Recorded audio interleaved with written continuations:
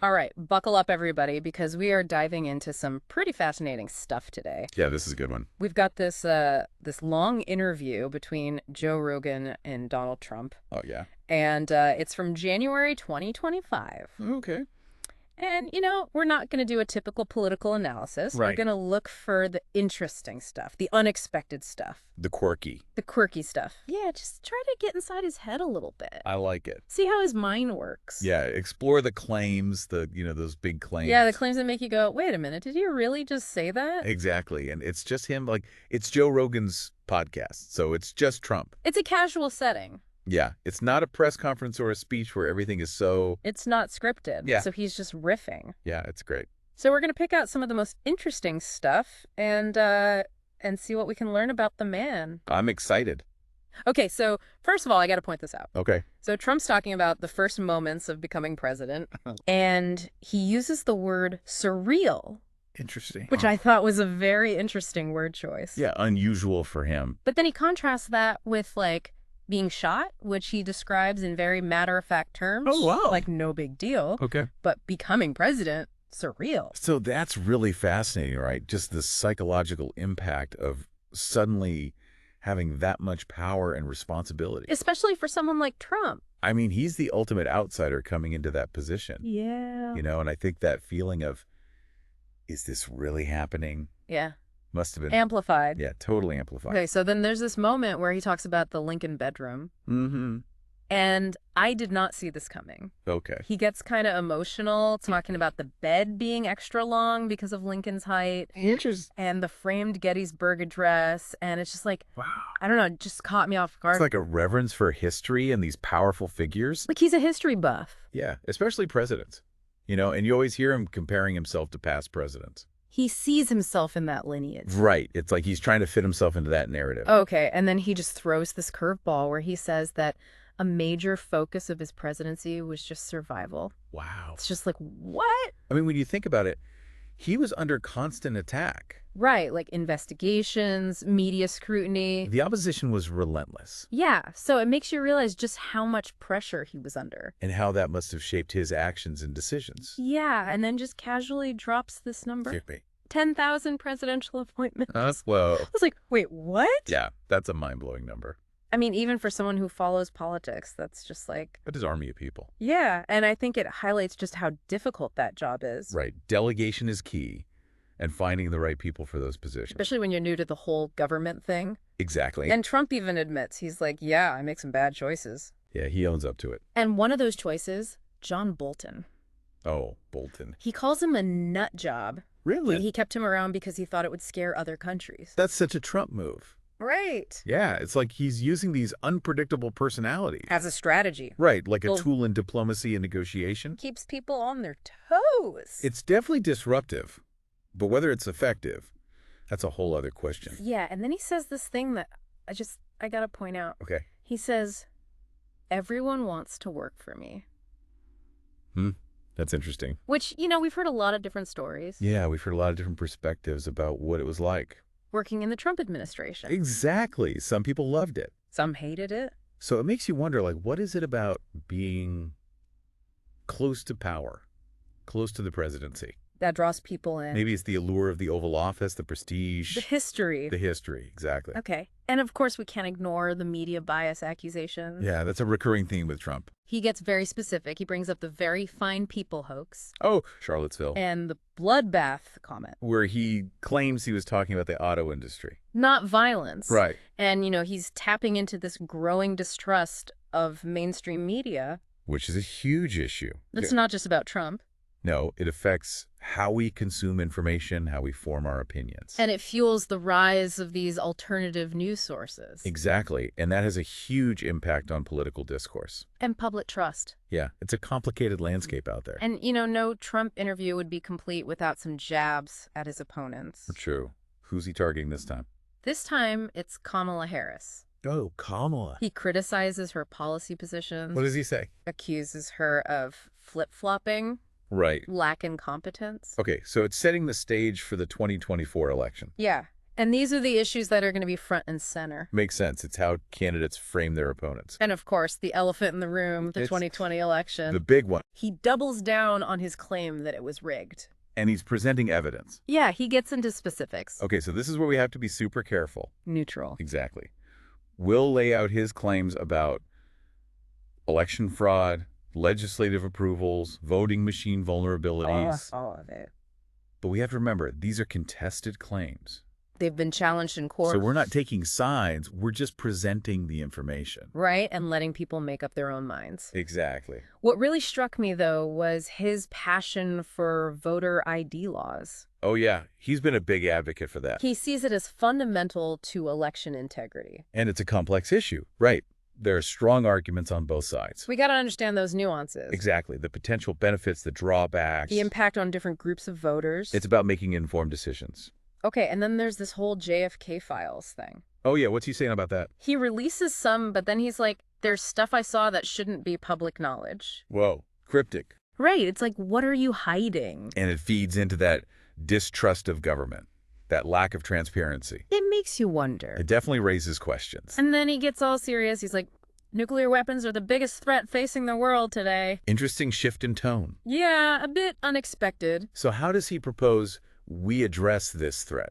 He talks about diplomacy, Oh yeah, leverage. trying to de-escalate the situation. Yeah, he doesn't want to use them, obviously. Of course not. And then we get to see Trump, the economics enthusiast. Okay, I'm intrigued. He's talking about tariffs, and he's practically giddy. He loves tariffs. He calls it the most beautiful word. Wow, that's saying something. And he suggests they replace income tax. Whoa, bold move. Right. I mean, he loves tariffs. He's used them in deals with China, France. He sees them as a powerful tool.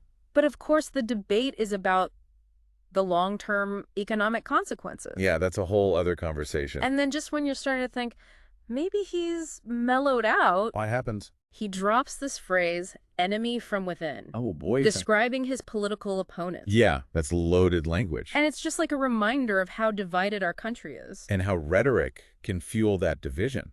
It's something we all need to be mindful of. Absolutely. And then, get this, he unveils his new platform, Okay, what is it? Make America Healthy Again, Okay, I like it. developed in collaboration with RFK Jr. What? RFK Jr. No way, that's wild. They're both concerned about the state of American health. Interesting. They even cite a statistic about young men being ineligible for military service Really? because of health problems. Wow, that's alarming. So is this going to be a winning campaign strategy? Too early to tell. But it's definitely going to be interesting to see how it plays out. For sure. And you can't deny the chemistry between Trump and Rogan. Yeah, they're riffing off each other. They're laughing. Have a good time. And it's just like a reminder that authenticity can be powerful. Especially in politics where everything feels so scripted. All right, this is just two guys talking. And that might be what resonates with voters. People are tired of the same old political games. Yeah, they want something real. Okay, so we've just scratched the surface here. There's so much more to unpack. But this gives you a taste of what we're dealing with. It's going to be a wild ride. Buckle up. I'm ready. All right, so let's get back to the 2020 election. Okay. Trump is still insisting that it was stolen, Right. and he even gets into some specifics this time. Oh, really? Like what? Unsigned ballots, Okay. voting irregularities in Wisconsin. Interesting. But, those claims have been disputed. Yeah, they haven't held up in court. Right, but what's important for us is to understand, why these arguments persist. Right. And how they affect people's trust in the system. Yeah, it's a very emotional topic for a lot of people. For sure. He also talks about, the potential for fraud, Okay. especially with mail-in ballots, voting machines. Right. He even brings up Elon Musk, who believes that paper ballots are the only truly secure way to vote. That's interesting. It makes you think about the security of our elections. Yeah, it's a really important issue. Are paper ballots the solution? I don't know. It's a tough question. There are definitely some valid concerns about vulnerabilities. Yeah. And then he drops this bomb. Right. He says he won the second election. He what? So easily. Wow. He says if he were a Democrat, he'd be getting positive press coverage. It goes back to that whole media bias thing, Yeah, he sees it as this inherent bias against him and his supporters. which a lot of people feel. Yeah. And then he keeps going. Lay it on me. He brings up very fine people. Hoax again. Charlottesville, He claims he was taken out of context, Right. and then the bloodbath comment. Which he says was about the auto industry. Right. Not violence. And it just highlights the dangers of misinformation. Yeah, things get twisted. Taken out of context. And it spreads so fast these days. It's hard to keep up. It really is. And then he goes after the Russiagate investigation. Oh, boy. He's like, I've been investigated more than Al Capone. For political reasons. Yeah, he says it was all political. Those investigations were intense, though. Oh, yeah, they were very thorough. It was a big deal. But, the question of political motivation is always there. Right. Like, was it just to take him down? It's hard to know for sure. Like, there's no easy answer. And then he claims that he could have put Hillary Clinton in jail. Really? But he chose not to because it would be bad for the country. Wow. It's like he's showing some restraint. Yeah, it's not something you'd expect from him. Right. It's interesting. He also brings up Comey. The former FBI director. Yeah, and how he mishandled the Hillary investigation. What does he say about that? He's like, Comey saying she was innocent actually made her look worse. Oh, wow. That's a good point. Right. It's like a backhanded compliment. He really understands how things are perceived. Yeah, he's a master of that. He knows how to play the game. And then this is where it gets really interesting. Okay. He says he's been pressured to distance himself from RFK Jr. Oh, because of the vaccine stuff. Yeah, RFK Jr.'s stance on vaccines and big pharma. It's a sensitive topic. Yeah, it's a hot button issue. But it shows the influence of these big lobbies. Yeah, they have a lot of power. It's hard to ignore that. And then he really gets into his Make America Healthy Again platform. He's serious about this. Yeah, he shows Rogan this chart comparing health outcomes in different countries. How does the U.S. stack up? That's not good. Oh, no. We're lagging behind. That's not surprising, though, is it? Unfortunately, no. We have a lot of work to do. Yeah, and he also talks about the military. What does he say? He says we need stronger leadership. Interesting. He criticizes Biden's handling of Afghanistan. Yeah, that was a mess. And his overall foreign policy. He's been pretty vocal about that. Yeah, he's not a fan. So what does he propose instead? He says he could have prevented the war in Ukraine if he had been president. That's a big claim. Of course, we can't know for sure. It's all hypothetical. But it shows his confidence. Yeah, he believes in his ability to negotiate. And then he tells this story about how he used tariffs on French wine and champagne Oh, I love this story. to stop France from taxing American companies. He's like the tariff king, He's not afraid to use them. even with allies. It's that America first approach. Right. He puts America's interests first. But is it good for the economy in the long run? That's the big question. And then he talks about American manufacturing. Another key issue for him. He's not happy about our reliance on foreign-made goods. Especially electronics. Yeah, he wants to bring those jobs back to America. It's a big part of his America First agenda. And then he just throws this in there. What is it? He doesn't like LeBron James. Really? Yeah, he just casually mentions it. It's like a little glimpse into his personal life. Yeah, it's kind of funny. It humanizes him a little bit. Right, and then he's back to Kamala Harris. Okay, what does he say now? He calls her incompetent. He says if she becomes president, this country is not going to make it. Wow. That's harsh. It's pretty intense rhetoric. It's a reminder of how divided we are. Yeah, it's us versus them. And he accuses her of changing her position on a bunch of issues. Gun control, Okay. healthcare, Uh-huh. immigration.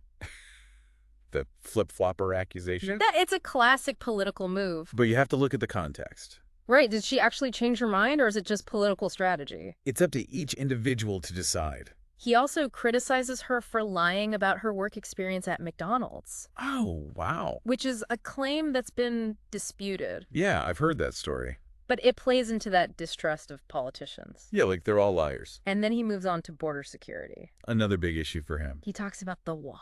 He's very proud of that wall. Yeah, he sees it as a symbol of his presidency. And it resonates with a lot of people. Yeah, they're concerned about illegal immigration. And its impact on the country. He goes as far as saying that the Biden administration is intentionally letting people enter illegally. To buy votes. Yeah, and to get cheap labor. Wow, that's a serious accusation. It's a conspiracy theory. But it shows the level of distrust. Yeah, they think the other side is actively trying to harm the country.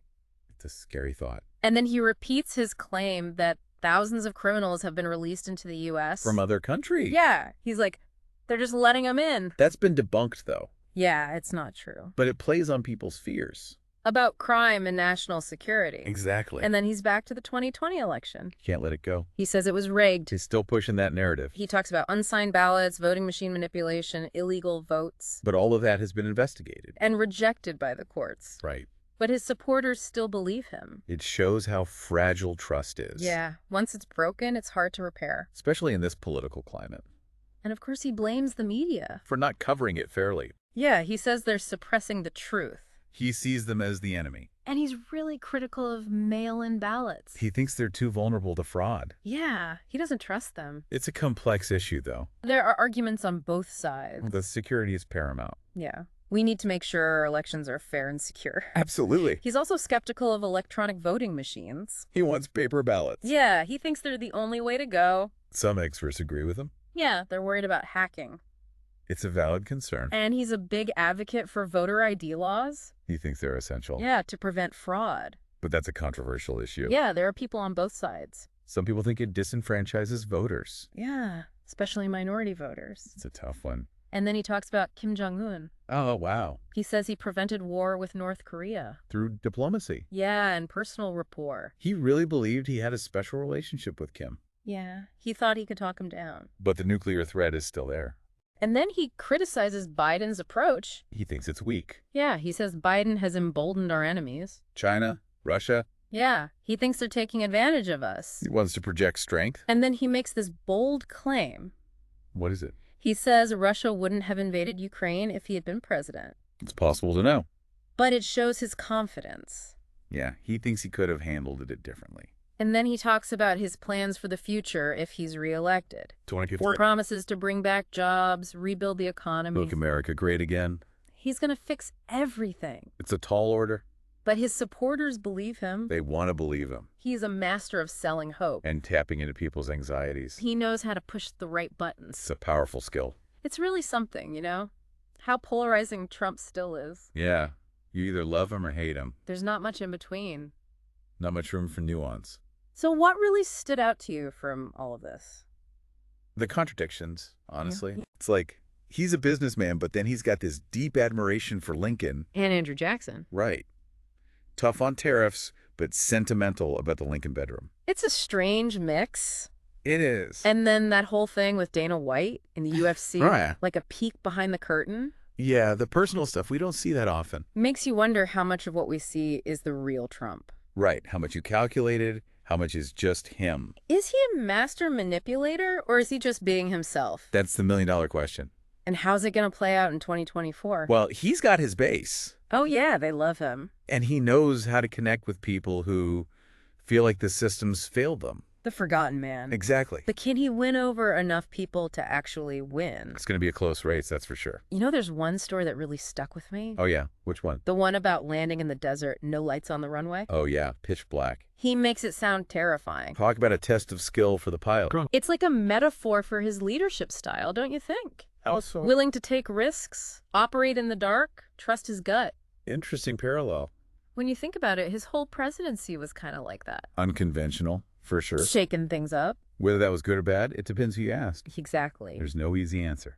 Well, that's our deep dive into the mind of Donald Trump. Fascinating stuff. He's a complex figure, that's for sure. And a powerful one. One thing's certain, he's not going away quietly. No, I don't think so. We'll be watching closely to see what he does next. Me too.